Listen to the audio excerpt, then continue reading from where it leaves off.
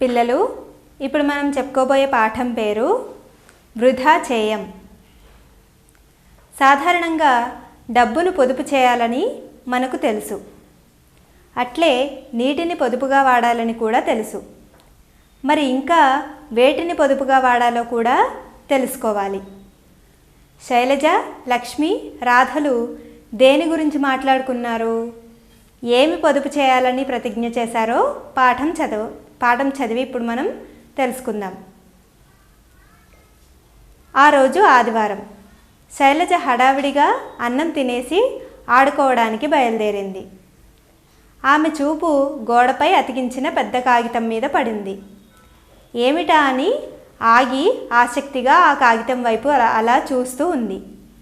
అంతలోనే శైలజ స్నేహితులు లక్ష్మి, రాధ, సరిత, అనిరుద్ వచ్చారు. ఏమిటి శైలజ, అలా గోడవైపు కన్నార్పకుండా చూస్తున్నావు? అంది లక్ష్మి. దానికి శైలజ, గోడ మీద అతికించిన ఈ పెద్ద కాగితంలో ఏముందోనని చూస్తున్నాను అంది.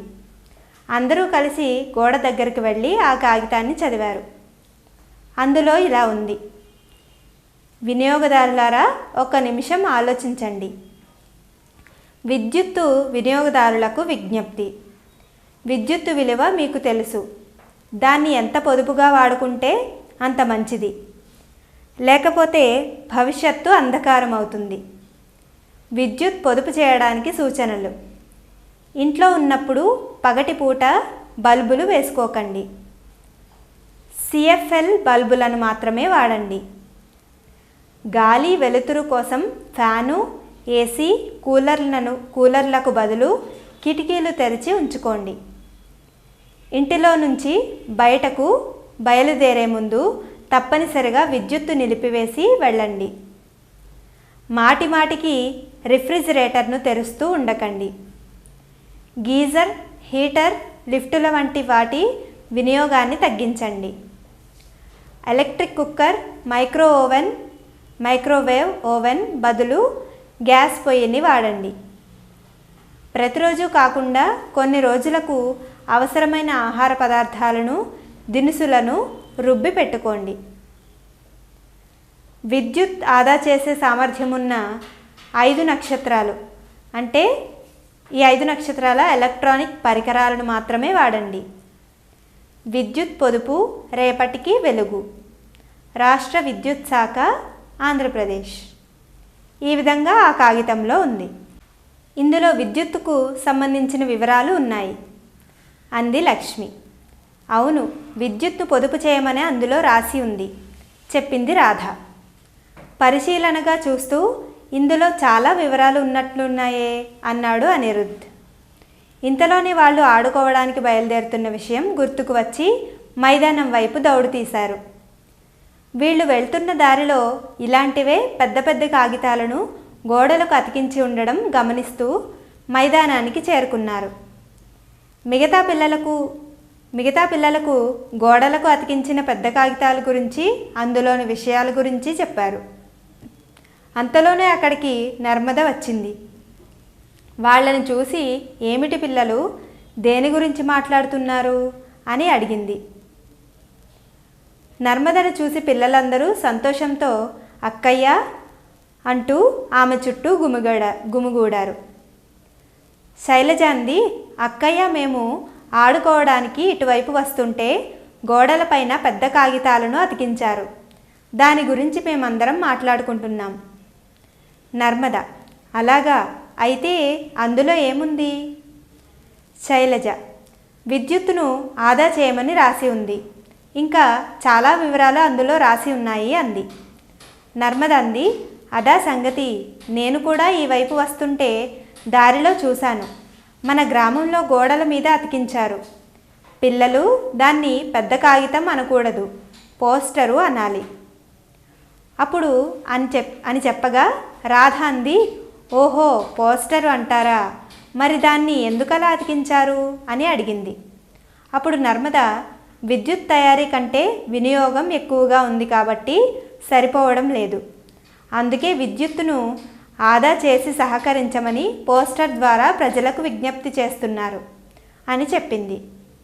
లక్ష్మి అంది, ఈ పోస్టర్ని ఎవరు అతికించారక్కయ్యా అని అడిగింది. అప్పుడు నర్మద అంది, విద్యుత్ శాఖ వాళ్ళు అతికించారు. ఇలాంటి పోస్టర్లు మీరు ఎక్కడైనా చూసారా అని అడిగింది.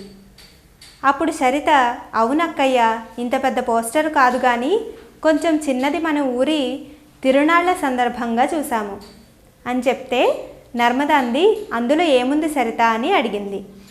సరిత, ఫిబ్రవరి 2వ తేదీ నుండి 9వ తేదీ వరకు ఊళ్ళో తిరునాళ్ళు జరుగుతాయని, అందరూ రావాలని ఉంది అని చెప్పింది. అప్పుడు నర్మద, ఇంకా ఎవరైనా ఇలాంటి పోస్టర్లు చూసారా అని అడిగింది. అప్పుడు అనిరుద్, నేను చూశానక్కయ్య, పట్నం వెళ్ళినప్పుడు అక్కడ పెద్ద పెద్ద సినిమా పోస్టర్లు అతికించారు అని చెప్పాడు. నర్మద, ఓ సినిమా పోస్టరా అని అంది. అనిరుద్, అవును, దాని మీద హీరో బొమ్మలు ఇంకా వేరే బొమ్మలు కూడా ఉన్నాయి.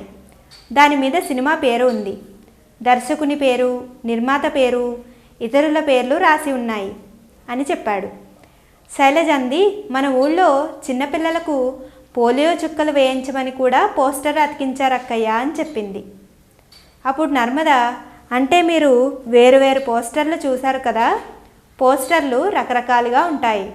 జాతర గురించి, సర్కస్ గురించి, రకరకాల ప్రదర్శనలకు సంబంధించినవి, అలాగే కళాశాలల వివరాలు, ఇలా రకరకాల పోస్టర్లు ఉంటాయి అని చెప్పగా అప్పుడు లక్ష్మి, ఈ పోస్టర్లు ఎందుకు అతికిస్తారు అని అడిగింది. నర్మద అంది, సమాచారం అందరికీ తెలియజేయడం కోసం, ప్రజలను చైతన్యపరచడం కోసం కార్యాలయాల్లో, కూడళ్లలో జనసమ్మర్దంగా ఉండే చోట పోస్టర్లను అతికిస్తారు. ఈరోజు మీరు చూసిన పోస్టర్ కూడా విద్యుత్తు ఆదా చేయడం కోసమని ప్రజలను చైతన్యపరచడానికి ప్రదర్శించారు. ప్రభుత్వ శాఖ వారు ప్రజలను చైతన్యపరచడానికే కాక ప్రభుత్వ కార్యక్రమాల గురించి తెలియజేయడానికి కూడా పోస్టర్లను ప్రదర్శిస్తారు. వ్యాపార సంస్థల వారైతే తమ సంస్థల గురించి, ఉత్పత్తుల గురించి ప్రచారం చేసుకోవడానికి పోస్టర్లను వాడుకుంటారు అప్పుడు అని చెప్పింది. తర్వాత అనిరుద్ధ్ అన్నాడు, అంటే సినిమా, సర్కస్ గురించి అతికించేలాంటివి కదా అన్నాడు. నర్మద అంది, అవును అని చెప్పింది. అప్పుడు శైలజ అంది, కానీ మన బడి దగ్గర వేసిన పోస్టరు విద్యా పక్షోత్సవాల గురించి అందరికీ తెలియజేయడం కోసం అతికించారు కదా అని అంది. అప్పుడు నర్మద, అవును, పిల్లలను బడిలో చేర్పించడానికి అతికించారు, పిల్లలను బడిలో చేర్పించండి అని అతికించారు అని చెప్పగా అప్పుడు అనిరుద్, ఈరోజు చూసిన పోస్టర్లో విద్యుత్తు అని రాసి ఉంది, అంటే ఏమిటక్కయ్యా అని అడిగాడు. నర్మద, కరెంటునే విద్యుత్ అంటారు, చాలా అవసరాలకు మనం విద్యుత్తును వినియోగిస్తున్నామని చెప్పింది. అప్పుడు లక్ష్మి, నాకు తెలుసు అక్కయ్య, ఇంట్లో బల్బు వెలగడానికి, టీవీ నడవడానికి, ఫ్యాన్ తిరగడానికి ఉపయోగిస్తాం కదా అని అంది. అప్పుడు నర్మద, నువ్వు చెప్పింది నిజమే, వీటికే కాకుండా ఇంకా మన ఇళ్లలో వేటికి ఉపయోగిస్తామో చెప్పండి అని అడిగింది. అప్పుడు సరిత, ఇంకా ఫ్రిడ్జ్కి, ఇస్త్రీ పెట్టెకు, రైస్ కుక్కర్లకు, వాషింగ్ మిషన్కు కూడా వాడతాం అని చెప్పింది. అప్పుడు నర్మద, వీటికే కాదు, రైతులు పంటలు పండించడానికి, పరిశ్రమలు నడపడానికి, ఎలక్ట్రిక్ రైలు నడపడానికి బోలెడంత విద్యుత్ అవసరమవుతుంది అని చెప్పగా రాధ, ఇన్ని ఉపయోగాలు ఉన్నా కూడా విద్యుత్తును ఎందుకు ఎక్కువగా నిలిపివేస్తున్నారు అని అంది. అప్పుడు నర్మద, మన అవసరాలకు సరిపడా విద్యుత్తు ఉత్పత్తి కావడం లేదు, జలాశయాల్లో నీళ్లు అడుగంటిపోయాయి, బొగ్గు నిల్వలు తగ్గిపోయాయి, కాబట్టి విద్యుత్ కోతలు విధిస్తున్నారు అని చెప్పింది. అప్పుడు అనిరుద్, విద్యుత్ కోతకు నీళ్లకు ఏమిటి సంబంధం అక్కయ్య అని అడిగాడు. అప్పుడు నర్మద, విద్యుత్ ఉత్పత్తికి నీటిని వినియోగిస్తారు, జలాశయాల్లో నీళ్లను నిల్వ చేసి ఆ నీటిని గేట్ల ద్వారా వదిలి టర్బైన్లను తిప్పుతారు, టర్బైన్ల ద్వారా యాంత్రిక శక్తిని విద్యుత్ శక్తిగా మారుస్తారు, జలాశయాల్లో ఇందుకు సరిపడా నీరు లేదు, కాబట్టి విద్యుత్తు తయారు కావడం లేదు అని చెప్పింది. అప్పుడు శైలజ, మరి బొగ్గుకు విద్యుత్ కోతలకు సంబంధం ఏమిటి అని అడిగింది. నర్మద అంది, మన రాష్ట్రంలో ఎక్కువ విద్యుత్తు ఉత్పత్తి బొగ్గు ద్వారానే జరుగుతుంది. దీన్నే థర్మల్ విద్యుత్ అంటారు. బొగ్గును మండించడం ద్వారా వెలువడే శక్తితో నీటిని ఆవిరిగా మార్చి ఆ నీటి ఆవిరితో టర్బైన్లను తిప్పి యాంత్రిక శక్తిని విద్యుత్ శక్తిగా మారుస్తారు అని చెప్పింది. అప్పుడు లక్ష్మి, విద్యుత్ ఉత్పత్తి వెనుక ఇంత కథ ఉందా అక్కయ్య అని అడిగింది. అప్పుడు అనిరుద్, అయితే ఈ విద్యుత్ కోతల వల్ల టీవీ చూడలేకపోతున్నాం, చాలా ఇబ్బందిగా ఉంది అక్కయ్య అని అన్నాడు. అప్పుడు శైలజ, వీడికి ఎప్పుడూ టీవీ గొడవే, పొద్దస్తమానం టీవీ చూస్తూనే ఉంటాడు అని అంది. అప్పుడు నర్మద, ఈ కోతల నుంచి బయటపడాలంటే మనం కూడా విద్యుత్తును ఆదా చేయాలి అని అనగా సరిత అంది, ఆదా చేయడమా, అదెలా అని అడిగింది. అప్పుడు నర్మద, మన ఇళ్లలో అనవసరంగా విద్యుత్ను ఉపయోగిస్తూ ఉంటాం, అలాంటివి తగ్గిస్తే ఆదా అవుతుంది. ఉదాహరణకు అవసరం లేకున్నా ఫ్యాన్ వేయడం, ఫ్రిడ్జ్ డోర్ను మాటిమాటికి తీయడం, ఇంట్లో ఎక్కువ బల్బులు వాడడం, అనవసరంగా బల్బులను వెలిగించడం, పగటిపూట బల్బులను వెలిగించడం వల్ల విద్యుత్తును వృధా చేస్తున్నాం అని అంది. అప్పుడు శైలజ, అవును, పగటిపూట కూడా మా ఇంట్లో బల్బులు వెలుగుతూనే ఉంటాయి అని అనగా అనిరుద్ధ్ అన్నాడు, మా ఇంట్లో కూడా రోజంతా టీవీ పనిచేస్తుంది, హాల్లో ఎప్పుడు ఫ్యాన్ తిరుగుతూనే ఉంటుంది అని అన్నాడు. అప్పుడు నర్మద, చూసారా, ఇవన్నీ విద్యుత్తును అనవసరంగా వృధా చేయడమే. మీకో విషయం చెప్పనా, ఇవన్నీ తగ్గిస్తే మీరు కూడా విద్యుత్తును ఉత్పత్తి చేసినట్లే. అందుకే విద్యుత్తును వినియోగించే ముందు 1 నిమిషం ఆలోచించండి అని నర్మద చెప్పింది. పిల్లలందరూ, అలాగే అక్కయ్య, ఈ రోజు నుండి మేమందరం మా ఇళ్లల్లో అనవసరంగా విద్యుత్తును వృధా చేయం అని ప్రతిజ్ఞ చేస్తున్నాం అని పిల్లలందరూ నర్మద అక్కయ్య దగ్గర నుండి వెళ్ళి ఆటల్లో నిమగ్నమయ్యారు. పాఠం విన్నారు కదా పిల్లలు. తర్వాత దీనికి సంబంధించిన అభ్యాసాలను చూద్దాం. పాఠం విన్నారు కదా పిల్లలు. దీన్ని బట్టి నేను ఇప్పుడు చెప్పే ప్రశ్నలకు మీరు సొంతంగా ఆలోచించి సమాధానాలు రాయండి. మీ ఇంట్లో దేనికి విద్యుత్ శక్తిని వాడతారో, అంటే వేటికి విద్యుత్ శక్తిని వాడతారో, ఏ పరికరానికి విద్యుత్ శక్తి ఎక్కువగా అవసరమవుతుందో రాయండి.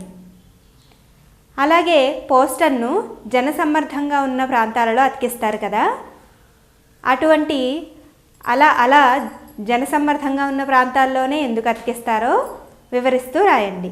గృహ అవసరాలతో పాటు గ్రామంలో ఇంకా వేటికి విద్యుత్తును వాడుతున్నారో, దానివల్ల ఏం జరుగుతుందో వివరిస్తూ రాయండి. ఉదాహరణకు గ్రామంలో జాతర జరుగుతుంది లేదా ఎగ్జిబిషన్ పెట్టారు, వాటికి ఆ ఎగ్జిబిషన్లో జైంట్ వీల్ ఇవన్నీ తిప్పడానికి విద్యుత్తు వాడుతున్నారు, బల్బులు వెలిగించడానికి వాడుతున్నారు, జాతరలో సౌండ్ స్పీకర్లు పెట్టి పాటలు పెట్టడానికి వాడుతున్నారు. ఇలా చేయడం వల్ల విద్యుత్తు ఎలా వృధా అవుతుందో వివరిస్తూ రాయండి. వృధా అవుతుందా, ఏమవుతుందో, లేకపోతే దానివల్ల జరిగే ఫలితాల గురించి రాయండి. గ్రామాల్లో ఇళ్లల్లో విద్యుత్తును అవసరమైనంత మేరకే వాడుతున్నారా లేదా వృధా చేస్తున్నారా అనే దానిపైన కొన్ని వాక్యాలు రాయండి. తర్వాత అభ్యాసం చూద్దాం. పిల్లలు, ఈ పోస్టర్ని చూడండి. అందులో ఏముంది?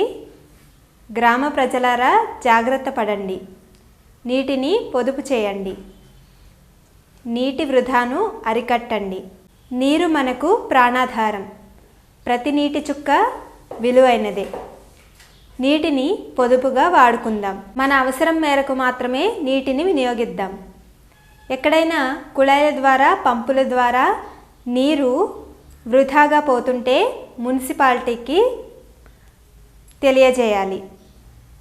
అలాగే కుళాయిలను వదిలేసి కుళాయి నీటిని వదిలేసి పనులు చేయకండి, బకెట్లో నింపుకొని వాడుకోండి, వాడుకున్న నీటిని మొక్కలకు మళ్లించండి, వర్షపు నీరు వృధా కాకుండా నీటి గుంతలను అంటే భూగర్భ జలాలను కాపాడుకోవడానికి నీటి గుంతలను ఏర్పాటు చేసి భూగర్భ జలాలను కాపాడుకుందాం. ఈ విధంగా రాసింది కదా. దీని ద్వారా మీరేం తెలుసుకున్నారు చూడండి. పోస్టర్ దేని గురించి తెలియజేస్తుంది? దానికి సంబంధించిన ప్రశ్నలు. పోస్టరు దేని గురించి తెలియజేస్తుంది? ఆ పోస్టర్ దేని గురించి తెలియజేస్తుంది? నీటిని గురించి తెలియజేస్తుంది. అంటే నీటి వినియోగం గురించి, నీటి వృధాను అరికట్టమని అందులో ఉంది. పోస్టర్ను ఎందుకోసం అతికించారు? ఎందుకోసం అతికించారు పోస్టర్ని? నీటి వృధాను అరికట్టడం కోసం అతికించారు. పోస్టర్ దేని గురించి తెలియజేస్తుంది? నీటి ఆదాని గురించి. పోస్టర్ ఎందుకోసం అతికించారు? నీటి వృధాను అరికట్టడం కోసం. పోస్టర్ ద్వారా నీవు తెలుసుకున్న 3 విషయాలు ఏవి? ఈ పోస్టర్ ద్వారా నీవు తెలుసుకున్న 3 విషయాలు ఏమిటో రాయాలి. తర్వాత అభ్యాసం చూద్దాం. పాఠం ఆధారంగా ఈ మాటలు ఎవరు అన్నారో మనం ఇప్పుడు చూద్దాం. ఏమిటి శైలజ, గోడవైపు కన్నార్పకుండా చూస్తున్నావు? ఏమిటి శైలజ, గోడవైపు కన్నార్పకుండా చూస్తున్నావు అని ఎవరన్నారు? లక్ష్మి, రాధ, సరిత, అనిరుద్. శైలజ స్నేహితులు లక్ష్మి, రాధ, సరిత, అనిరుద్లు అన్నారు శైలజతో. తర్వాత మాట, అదా సంగతి, నేను కూడా ఈ వైపు వస్తుంటే దారిలో చూశాను. నేను కూడా ఈ వైపు వస్తుంటే దారిలో చూశాను అని ఎవరన్నారు? నర్మద అంది. నర్మదక్క అంది. తర్వాత పోస్టరు అంటారా, మరి దాన్ని ఎందుకు అలా అతికించారు? పోస్టర్ అంటారా, అది మరి దాన్ని ఎందుకు అలా అతికించారు అని ఎవరు అడిగారు? రాధ నర్మదను అడిగింది. రాధ నర్మదను అడిగింది. తర్వాత విద్యుత్ కోతకు నీళ్లకు సంబంధం ఏమిటక్కయ్యా? విద్యుత్ కోతకు నీళ్లకు ఏమిటి సంబంధం అక్కయ్యా అని ఎవరు అడిగారు? అనిరుద్ నర్మదక్కయ్యను అడిగాడు. తర్వాత అవును, పగటిపూట కూడా మా ఇంట్లో బల్బులు వెలుగుతూనే ఉంటాయి. పగటిపూట కూడా, అవును పగటిపూట కూడా మా ఇంట్లో బల్బులు వెలుగుతూనే ఉంటాయి అని ఎవరన్నారు? శైలజ నర్మదతో అంది. చూసారు కదా. తర్వాత అభ్యాసానికి వెళ్దాం. పాఠంలో పోస్టర్ ఉంది కదా విద్యుత్ ఆదా గురించి. అందులో మీ ఇంట్లో ఏమేమి అమలు చేస్తారో, ఏమేమి అమలు చేయరో ఒక పట్టికలాగా రాయండి. తర్వాత అభ్యాసం చూద్దాం. పాఠం ఆధారంగా కొన్ని ప్రశ్నలకు సమాధానాలు చూద్దాం. పోస్టర్ గమనించాక పిల్లలు ఏమని చర్చించుకున్నారు? పోస్టర్ గమనించాక పిల్లలు ఏమని చర్చించుకున్నారు? ఈ పోస్టర్లో చాలా వివరాలు ఉన్నాయి. ఇంకా ఇందులో విద్యుత్ ఆదాకు సంబంధించిన వివరాలు ఉన్నాయి. విద్యుత్ను ఆదా చేయమని రాసి ఉంది. ఇంకా చాలా వివరాలు ఉన్నాయంటూ అందులో ఏమేమి ఆదా చేయమంటున్నారు, విద్యుత్ ఎలా వృధా అవుతుందని చెప్పారు. వీటి గురించి పిల్లలు మాట్లాడుకున్నారు. తర్వాత పోస్టర్ను ఎందుకు అతికిస్తారు? పోస్టర్ను ఎందుకు అతికిస్తారు? సమాచారం అందరికీ తెలియజేయడం కోసం, ప్రజలను చైతన్యవంతులను చేయడం కోసం, కర్మాగారాల్లో అలాగే కూడళ్లలో, 4 రోడ్ల కూడళ్లలో, జనసమ్మర్దం ఎక్కువగా ఉన్న ప్రదేశాలలో వాడతారు. ఆ ప్రదేశాలలో పోస్టర్ను అతికిస్తారు.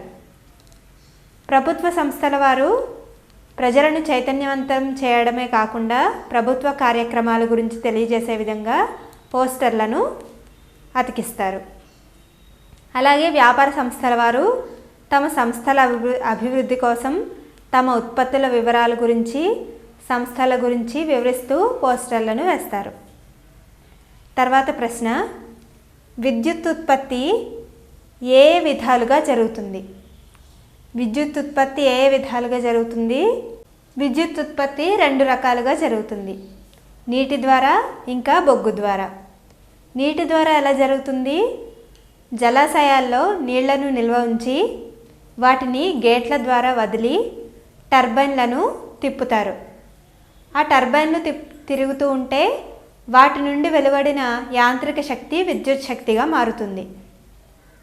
అలాగే బొగ్గు ద్వారా ఎలా అంటే బొగ్గును మండించడం ద్వారా నీటిని ఆవిరిగా చేస్తారు. ఆ నీటి ఆవిరి సహాయంతో టర్బైన్లను తిప్పుతారు. అప్పుడు ఆ శక్తి, ఆ యాంత్రిక శక్తి విద్యుత్ శక్తిగా మారుతుంది. దీన్నే థర్మల్ విద్యుత్ అంటారు. ఈ విధంగా నీటి ద్వారా ఇంకా బొగ్గు ద్వారా విద్యుత్తు ఉత్పత్తి అవుతుంది.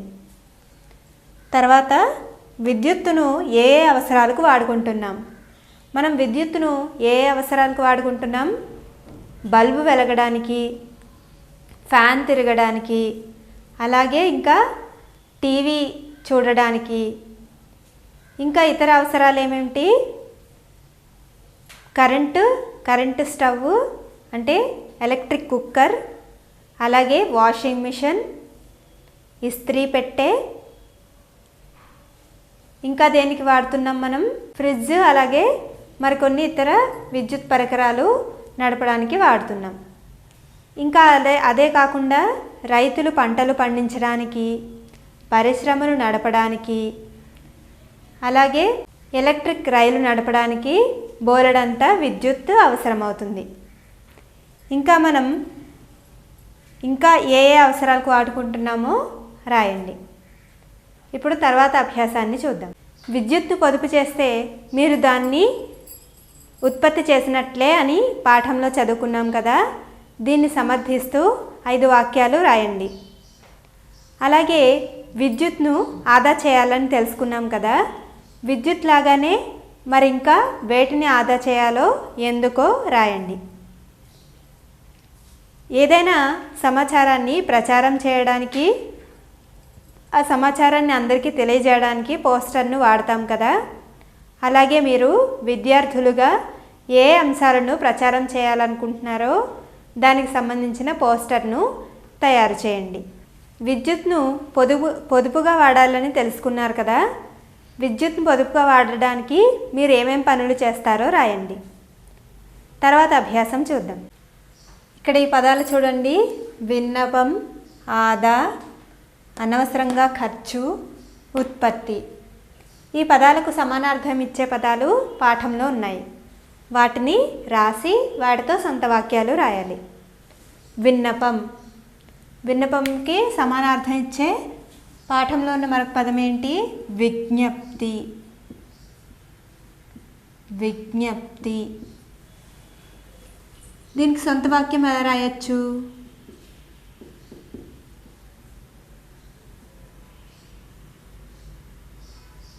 దేవాలయ శాఖ వారు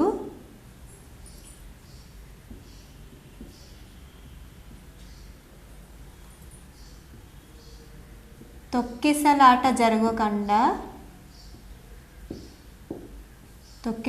లేకుండా లైన్లలో నిదానంగా రమ్మని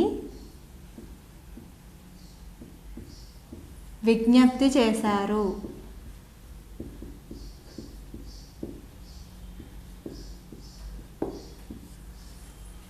దేవాలయ శాఖ వారు తొక్కిసలాట లేకుండా లైన్లలో నిదానంగా రమ్మని విజ్ఞప్తి చేశారు. తర్వాత ఆదా.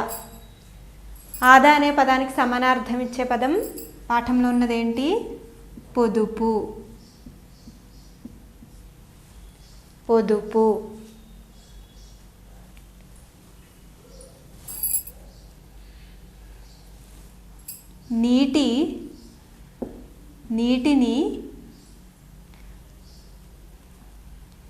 నీరు ప్రజలకు జీవనాధారం.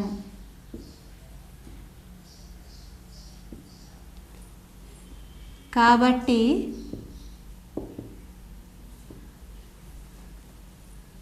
నీటిని ఆదా చేయాలి.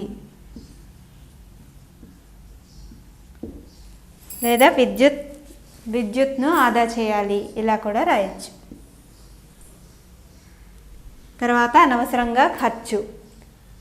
అనవసరంగా ఖర్చు అనే దానికి సమానార్థం ఇచ్చే పదం వృధా. వృధా. అన్నం. అన్నం పరబ్రహ్మ స్వరూపం.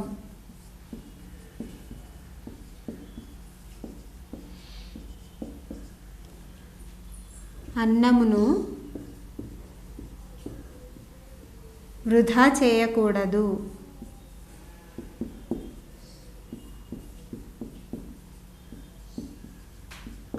అన్నం పరబ్రహ్మ స్వరూపం. అన్నమును వృధా చేయకూడదు. తర్వాత ఉత్పత్తి. ఉత్పత్తికి సమానార్థం ఇచ్చే పదం తయారీ. తయారీ. ప్రజ్ఞ ఎన్నో బొమ్మలను తయారు చేసింది. ప్రజ్ఞ ఎన్నో మంచి బొమ్మలను తయారు చేసింది.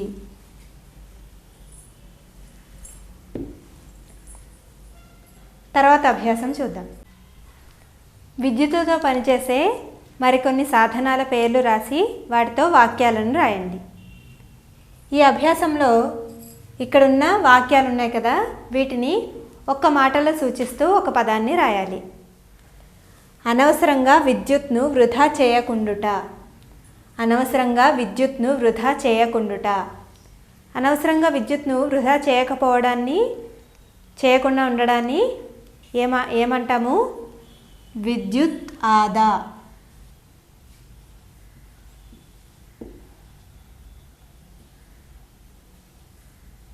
విద్యుత్ ఆదా. సమాచారాన్ని పెద్ద కాగితం మీద ప్రదర్శించేది. సమాచారాన్ని పెద్ద కాగితం మీద ప్రదర్శించేది ఏమిటి? పోస్టర్. పోస్టర్. పోస్టరు. తర్వాత పిల్లలు ఆటలాడుకునే స్థలం. పిల్లలు ఆటలాడుకునే స్థలాన్ని ఏమంటారు? మైదానం. మైదానం. పిల్లలు ఆటలాడుకునే స్థలం మైదానం. దేవాలయం దగ్గర ప్రతి ఏటా జరిపే ఉత్సవం. దేవాలయం దగ్గర ప్రతి ఏటా జరిపే ఉత్సవం. జాతర. జాతర.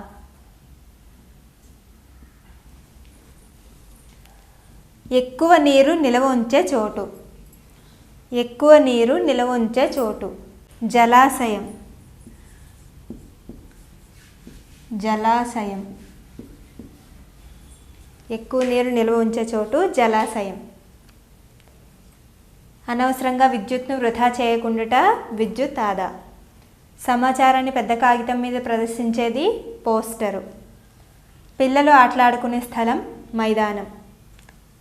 దేవాలయం దగ్గర ప్రతి ఏటా జరిపే ఉత్సవం జాతర. ఎక్కువ నీరు నిల్వ ఉంచే చోటు జలాశయం. తర్వాత అభ్యాసం చూద్దాం. ఈ రోజుల్లో పిల్లలు చిరుతిళ్లకు అలవాటు పడుతున్నారు. అంటే ఫాస్ట్ ఫుడ్స్ తినడానికి అలవాటు పడుతున్నారు. దానివల్ల కలిగే నష్టాలను తెలియజేస్తూ ఇక్కడున్న చూడండి, ఆరోగ్యానికి మంచిది కాదు, అపరిశుభ్రమైనవి, పోషకాలు లేనివి, మసాలాలతో తయారైనవి, ఖరీదైనవి, తాజాగా ఉండవు. ఈ అంశాలను ఆధారంగా తీసుకొని ఒక సందేశాన్ని తయారు చేయండి. అసెంబ్లీలో చెప్పడానికి ఒక సందేశాన్ని తయారు చేసి చెప్పండి. విద్యుత్ శాఖ వారు విద్యుత్ను ఆదా చేయమని పోస్టర్ను వేశారు కదా, అదేవిధంగా మీరు మొక్కలు నాటాలి అని తెలియజేయడానికి పోస్టర్ను ఎలా తయారు చేస్తారో తయారు చేసి చూపించాలి.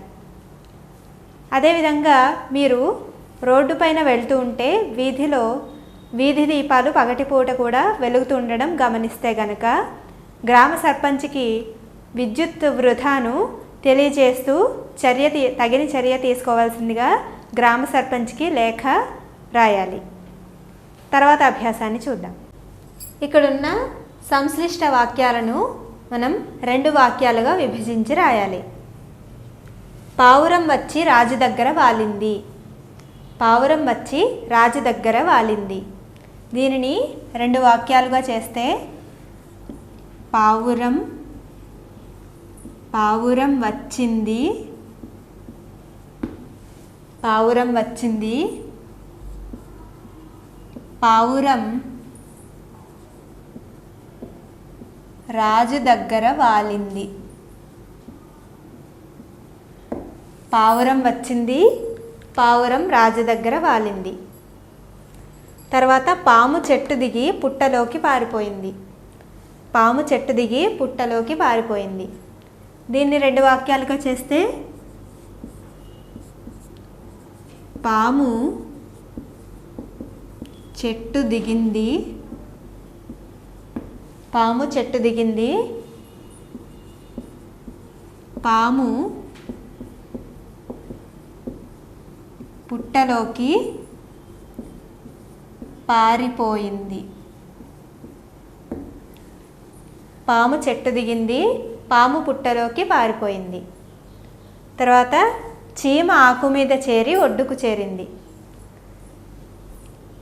దీన్ని 2 వాక్యాలుగా చేస్తే చీమ ఆకు మీదకు చేరింది.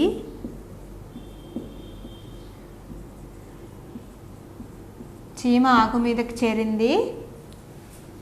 చీమ ఒడ్డుకు చేరింది. చీమ ఆకు మీదకు చేరింది. చీమ ఒడ్డు మీదకు చేరింది. ఒడ్డుకు చేరింది. చీమ ఆకు మీదకు చేరింది. చీమ ఒడ్డుకు చేరింది. తర్వాత అతడు అంచెలంచెలుగా ఎదిగి గొప్ప స్థానాన్ని పొందాడు. అతడు అంచెలంచెలుగా ఎగిరి గొప్ప స్థానాన్ని పొందాడు. అతడు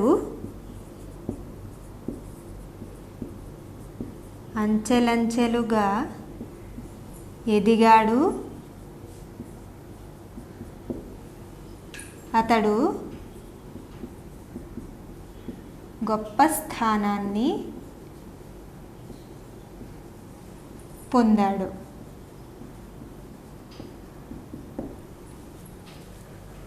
దాన్ని 2 వాక్యాలుగా చేస్తే ఎలా వచ్చింది? అతడు అంచెలంచెలుగా ఎదిగాడు. అతడు గొప్ప స్థానాన్ని పొందాడు. తర్వాత చేప చిక్కినట్టే చిక్కి తప్పించుకుంది. దీన్ని 2 వాక్యాలుగా రాస్తే చేప చిక్కినట్టే చిక్కింది.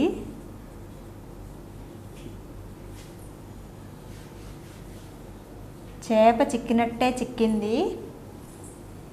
చేప తప్పించుకుంది. చేప చిక్కినట్టే చిక్కింది. చేప తప్పించుకుంది. తర్వాత ఇప్పుడు సంయుక్త వాక్యాలను చూద్దాం. ఇక్కడున్న సంయుక్త వాక్యాలను చదువుదాం. ఉరుములు మెరుపులు రాలేదు, అయినా పెద్ద వర్షం కురిసింది. ఉరుములు మెరుపులు రాలేదు, అయినా పెద్ద వర్షం కురిసింది. అక్షరాలు స్పష్టంగా రాయాలి, లేకపోతే అర్థం కాదు. అక్షరాలు స్పష్టంగా రాయాలి, లేకపోతే అర్థం కాదు. శ్రీవేద బాగా పాటలు పాడింది, కాబట్టి పోటీలో బహుమతి వచ్చింది. శ్రీవేద బాగా పాటలు పాడింది, కాబట్టి పోటీలో బహుమతి వచ్చింది. ఉదయాన్నే రైలు ఎక్కి వెళ్ళు, లేదా ఇప్పుడు బస్సు ఎక్కి వెళ్ళు. ఉదయాన్నే రైలు ఎక్కి వెళ్ళు, లేదా ఇప్పుడు బస్సు ఎక్కి వెళ్ళు. ఇందులో గీత గీసిన పదాలను చూడండి. అయినా, లేకపోతే, కాబట్టి, లేదా. ఈ పదాలను ఉపయోగిస్తూ మరో రకమైన వాక్యాలను రాయాలి. చూడండి. నేను వర్షంలో తడవలేదు,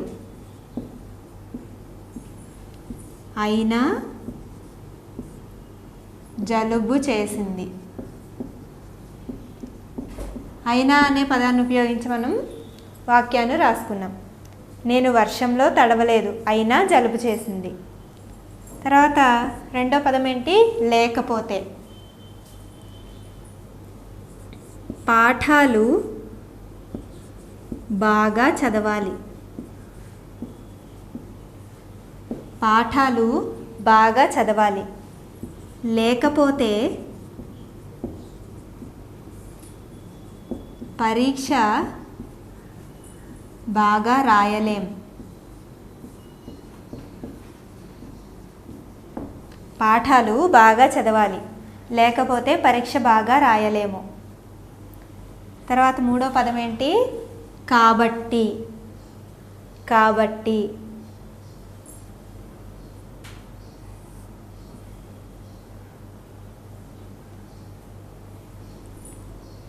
నేను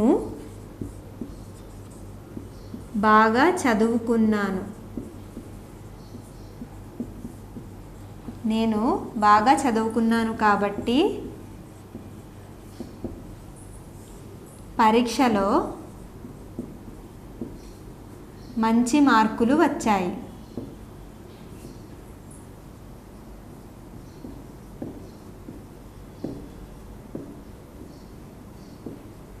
నేను బాగా చదువుకున్నాను కాబట్టి పరీక్షలో మంచి మార్కులు వచ్చాయి. తర్వాతదేంటి? లేదా. లేదా పద్యమును బాగా చదివి కంఠస్థం చెయ్యి. లేదా 10 సార్లు రాయి. పద్యమును బాగా చదివి కంఠస్థం చెయ్యి లేదా 10 సార్లు రాయి. ఈ విధంగా ఈ పదాలను ఉపయోగించి మీరు మరొకలా కూడా వాక్యాలు రాసి మీ సొంతంగా రాయండి. చూశారు కదా పిల్లలు. తర్వాత వీడియోలో మరో కొత్త పాఠాన్ని నేర్చుకుందాం. మీకు ఈ వీడియో నచ్చినట్లయితే లైక్ బటన్ని క్లిక్ చేయండి. అలాగే మీ అభిప్రాయాలను కామెంట్ బాక్స్లో రాయండి. ఇంకా ఈ ఛానల్ని ఇంకా సబ్స్క్రైబ్ చేయని వాళ్ళు సబ్స్క్రైబ్ బటన్ని క్లిక్ చేసి సబ్స్క్రైబ్ చేసుకోండి.